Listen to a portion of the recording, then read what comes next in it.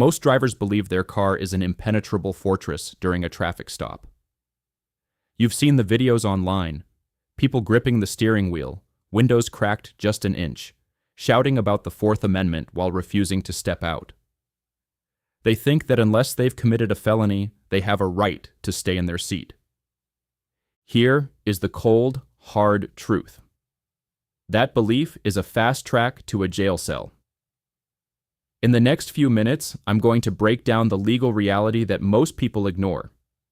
I'll show you exactly when a police officer can legally force you out of your vehicle, the specific phrase that protects your record, and why knowing your rights can actually get you arrested if you use them the wrong way. The ruling that changed the game, Pennsylvania versus Mims. To understand why you can't just stay in your car, we have to look back at 1977. This is the year the U.S. Supreme Court handed down a decision that stripped away a driver's choice in this matter. The case was Pennsylvania versus Mims. Imagine Philadelphia in 1970. An officer pulls over Harry Mims for a simple, mundane violation: expired license plates. Under normal circumstances, this is a sign the ticket and go situation. However, the officer ordered Mims to step out of the car. Mims complied, and as he stood up, the officer noticed a suspicious bulge under his jacket. A quick pat-down revealed a loaded .38 caliber revolver. Mims was arrested on the spot for carrying a concealed weapon without a license. Mims fought this all the way to the top. His argument was logical. I was stopped for a tag violation.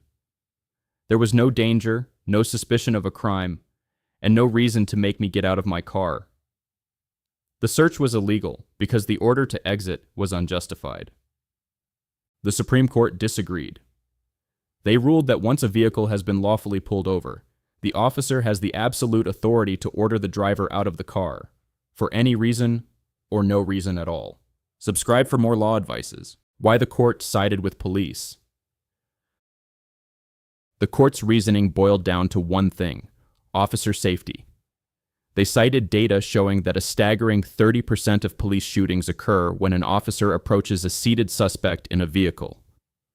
The court decided that the minor inconvenience of a driver having to stand outside their car was a small price to pay compared to the legitimate and weighty interest of keeping officers alive.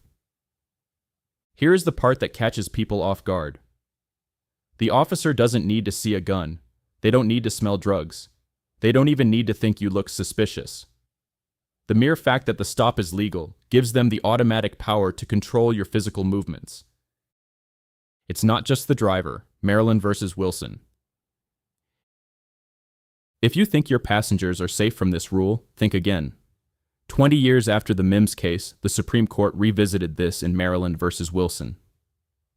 They extended the exit order authority to every single person in the vehicle. If you are a passenger in a car stopped for a broken taillight and the officer tells you to get out and stand on the curb, you must do it. Legally, the danger to the officer remains the same regardless of who is sitting in the seat. The linguistic trap, request versus order. This is where 90% of people mess up. Officers are masters of command presence. They are trained to use language that sounds like a polite suggestion, but carries the weight of a legal command. The request. Hey, would you mind stepping out so we can chat? Or, can you hop out for a second? These are optional. You can legally and politely say, Officer, I'd prefer to stay in my vehicle. The order. Step out of the vehicle. Or, I need you to exit the car now. This is a mandatory command. If you mistake an order for a request and refuse, you are now committing a crime. Obstruction of justice or interfering with a law enforcement officer. The one phrase that protects you. To avoid this trap, you need to force the officer to be explicit. If they mention you exiting the car, use this specific script. Officer, just to be clear, are you asking me or are you ordering me to step out of the vehicle? This question is a tactical masterpiece for 3 reasons. Clarity. It forces the officer to commit. If they were just fishing to see if you'd jump out voluntarily, they might back off. Compliance. If they say it's an order, you know you must comply to avoid a resisting arrest charge. The record. Most officers wear body cameras. By asking this, you are creating a clear audio record that you are not consenting to a voluntary exit, but rather submitting to a compelled legal command. The high cost of refusal. Let's talk about what happens if you decide to be a roadside lawyer and refuse the order. Escalation. The moment you say no, the officer's heart rate goes up. They assume you have a weapon or are hiding something. The swarm. They won't keep arguing with you. They will call for backup. Suddenly, you have 4 cruisers and 8 officers surrounding your car. Physical removal. They will break your window if necessary. They will physically drag you out, often with a taser or a firearm pointed at you. The charges. Even if your original ticket was just for speeding, you are now facing a misdemeanor criminal record. In some states, this carries up to a year in jail and thousands of dollars in fines. The worst part?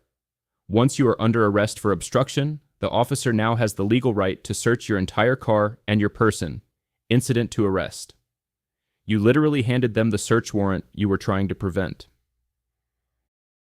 The exit order is not a search warrant. There is a massive legal distinction here that you must understand. An order to exit is not an authority to search. Under Pennsylvania v. Mims, the officer can move your body outside the car for safety. However, to search your pockets, a Terry frisk, they still need reasonable suspicion that you are armed and dangerous.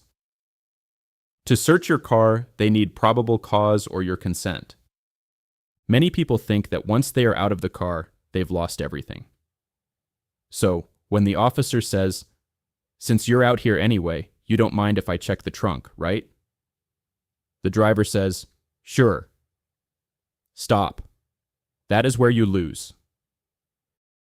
The professional protocol.